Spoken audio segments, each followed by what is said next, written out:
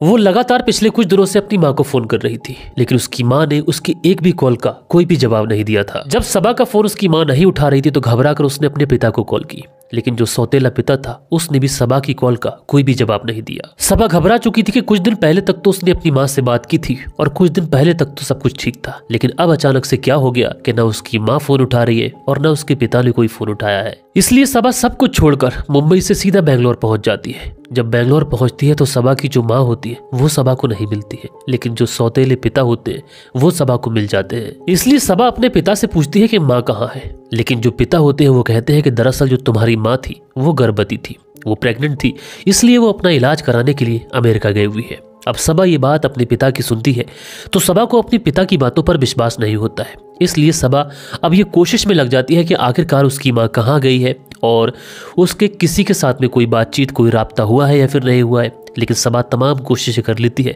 और उससे कहीं से भी कोई भी इन्फॉर्मेशन नहीं लगती है।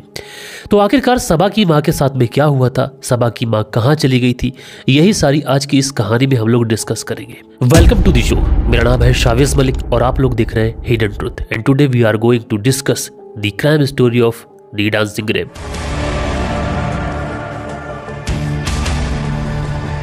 तो दोस्तों, इस कहानी की शुरुआत होती है एक बेहद ही खूबसूरत लड़की से, जो कि देखने में बेहद ही खूबसूरत थी और वो मैसूर के राजघराने की दीवान की बेटी थी। वो लड़की देखने में इतनी ज्यादा खूबसूरत थी कि उसको देखने के लिए लोगों की हमेशा लाइन लगी रहती थी। लेकिन वो जो लड़की थी उसकी जिंदगी में एक ऐसा मोड़ आया कि उसका जो दिल था वो किसी और पर आ गया और यही वो वजह बनी कि ये लड़की इस दुनिया को छोड़कर हमेशा हमेशा के लिए चली गई। जिस लड़की की मैं बात कर रहा हूँ उसका नाम था शकीरा नमाजी खलीली, जो कि मैसूर के राजघराने की बेटी थी।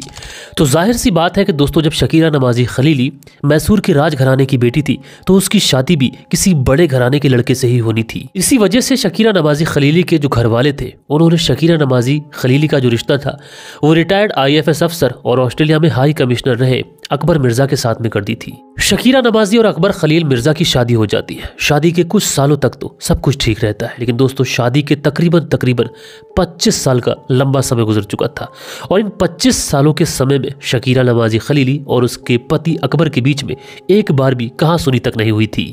लेकिन शकीरा नमाजी खलीली और अकबर मिर्जा की शादी के जब 25 साल गुजर जाते हैं तो इसी बीच में शकीरा नमाजी खलीली की जिंदगी में एक शख्स की एंट्री होती है और इस शख्स का नाम होता है मुरली मनोहर। मुरली मनोहर जो कि एक राजघराने में नौकर था।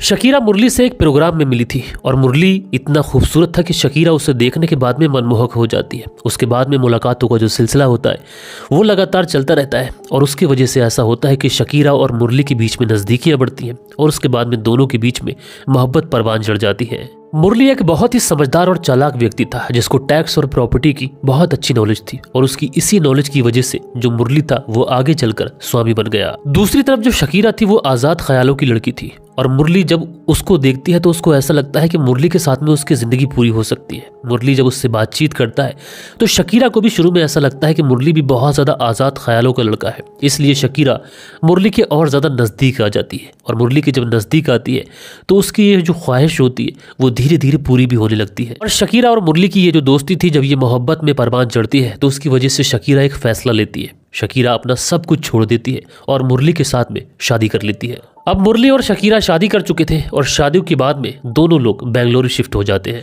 वहीं दूसरी तरफ शकीरा के इस फैसले से उसकी जो बेटियां थी बहुत ज्यादा नाराज हो जाती हैं। शकीरा की 3 बेटियों ने शकीरा से ताल्लुक तोड़ लिए थे, लेकिन जो चौथे नंबर की बेटी थी जिसका नाम सवा था वो अपनी माँ को छोड़ ना सकी, इसलिए वो अपनी माँ के साथ ही बेंगलुरु चली जाती है।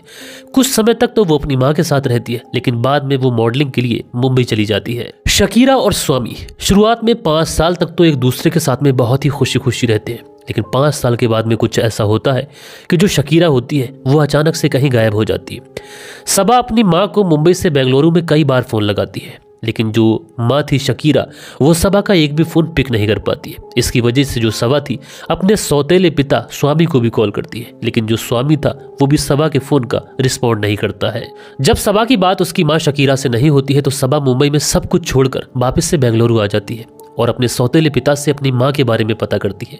लेकिन जो सौतेला पिता था वो सबा के सामने ऐसा बिहेव करता है कि जैसे उसको इस बारे में कुछ भी नहीं पता है, इसलिए वो भी सबा के साथ में अपनी पत्नी शकीरा को ढूंढने में लग जाता है। शकीरा की बेटी सबा और स्वामी ये दोनों शकीरा को ढूंढ रहे थे। महीनों का लंबा समय गुजर जाता है लेकिन शकीरा का कहीं पर भी कोई पता नहीं था। अब स्वामी को ये लगने लगा था कि सबा जो है वो ऐसे नहीं मानेगी, इसलिए स्वामी सबा से कहता है कि दरअसल तुम्हारी जो माँ थी वो प्रेग्नेंट थी, इसलिए वो अपना इलाज कराने के लिए अमेरिका चली गई है। जिस हॉस्पिटल का उसने नाम बताया था सबा तुरंत उस हॉस्पिटल में कॉल करती है। हॉस्पिटल में कॉल करने के बाद में इस नाम की कोई महिला वहां पर एडमिट है ये पता कराती है, लेकिन बड़ी हैरानी की बात थी कि उस हॉस्पिटल से इस तरीके की कोई भी अपडेट नहीं मिली जिसमें इस नाम की महिला उस हॉस्पिटल के अंदर एडमिट हो। अब सबा को जब अमेरिका के उस हॉस्पिटल से कोई भी रिपोर्ट नहीं मिलती है, कोई भी ऐसी अपडेट नहीं मिलती है, तो सबा समझ चुकी थी कि उसका पिता स्वामी झूठ बोल रहा है। इसलिए सबा घबरा जाती है और तुरंत पुलिस थाने पहुंचती है और पुलिस थाने पहुंचने के बाद में अपनी मां की गुमशुदगी की रिपोर्ट दर्ज कराती है। जब मामला पुलिस में आ चुका था तो पुलिस भी इस पूरे मामले को बहुत ज्यादा सीरियसली लेती है। दोस्तों, पुलिस इस पूरे मामले में इन्वेस्टिगेशन करती है और जितने भी तथ्य पुलिस को मिले थे उसके आधार पर पुलिस का जो शक था वो स्वामी के ऊपर जा रहा था। लेकिन स्वामी उस शहर का सबसे बड़ा आदमी था, इसलिए स्वामी से ऐसे सही तरीके से पूछताछ भी नहीं की जा सकती थी। दोस्तों, नौबत यह आ जाती है कि स्वामी से पूछताछ की नहीं जा सकती थी, पुलिस के हाथ कोई सबूत लगा नहीं था। तो शुरुआत में जो केस था ये ऑलमोस्ट बंद करने की कगार पर था।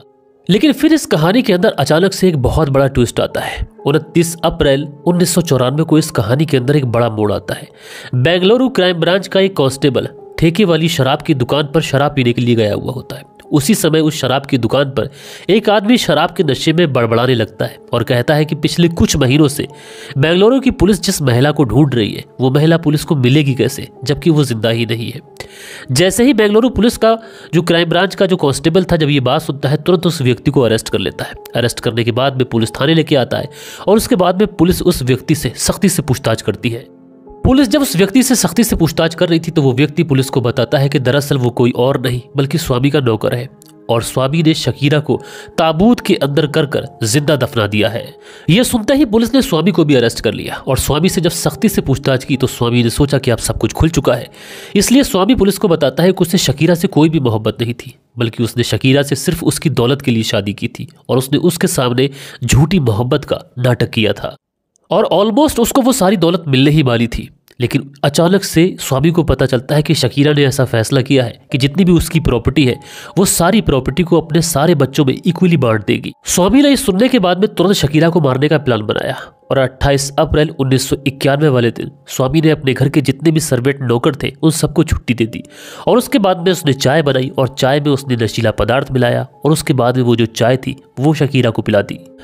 शकीरा को स्वामी के इरादों के बारे में बिल्कुल भी भनक नहीं थी। शकीरा वो चाय पी लेती है, उसके बाद शकीरा बेहोश हो जाती है। उसके बाद में स्वामी शकीरा को एक गद्दे में लपेटकर ताबूत में बंद कर अपने ही आंगन में गड्ढा खोद कर दफना देता है और उसके ऊपर बेहतरीन टाइल्स लगवा देता है और सालों तक वो अपनी पत्नी की कब्र पर पार्टियां करता रहता है और अपने दोस्तों के साथ में अपनी पत्नी की कब्र के ऊपर नाचता रहता है। पुलिस ने स्वामी को अपने साथ लिया और उस घर के अंदर जाकर वो ताबूत निकल पाया। ताबूत के अंदर से जब पुलिस ने खुलवा कर जब देखा तो ताबूत के ऊपरी वाले हिस्से पर नाखूनों के निशान थे, जिसे देखने के बाद में ऐसा लग रहा था कि शकीरा जब होश में आई होगी तो नाखूनों से उसने उस ताबूत को खोलने की कोशिश की होगी और अंत में तड़प तड़प कर उसने उस ताबूत के अंदर ही जान दे दी गई होगी।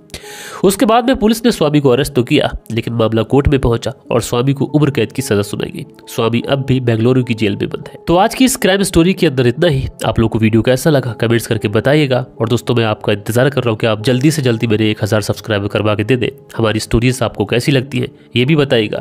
मिलते हैं नेक्स्ट वीडियो के साथ में, जब तक के लिए टेक केयर, बाय बाय।